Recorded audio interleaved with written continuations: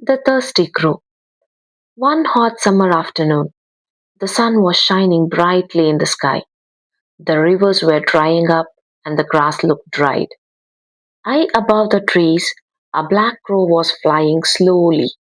He was very tired and very thirsty.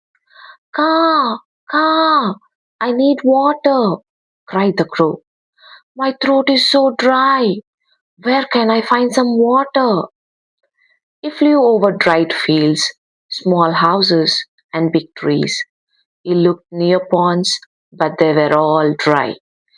The poor crow was losing hope. Just then, he saw something near a small garden beside a house. It looks like a pot, he said excitedly. The crow quickly flew down and sat on the edge of the pot. He looked inside and was happy to see some water at the bottom. Oh, thank God! There is water, he said. But when he bent his neck to drink, his beak could not reach the water. The water level was too low. The crow tried again and again, but it was useless. What should I do now? He wondered sadly. For a moment, he thought of flying away, but he was too thirsty to give up. Then he looked around carefully.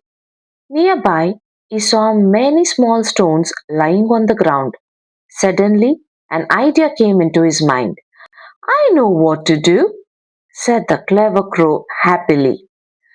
He picked up a small stone with his beak and dropped it into the pot. Plop! Then he picked up another stone. Plop! And another. Plop! Plop! Plop! The crow worked hard, carrying one stone after another and dropping them into the pot. Slowly, something wonderful happened. The water inside the pot began to rise. The crow became even more excited. Yes, it is working, he cried. He kept dropping more stones into the pot until the water came close to the top. At last, the water was high enough for him to reach. The crow bent down and drank the cool, fresh water happily. Ah, that feels so good, said the crow with a smile. I'm no longer thirsty. After resting for a while, the happy crow spread his wings and flew away into the blue sky. Moral of the story is where there is a will, there is a way.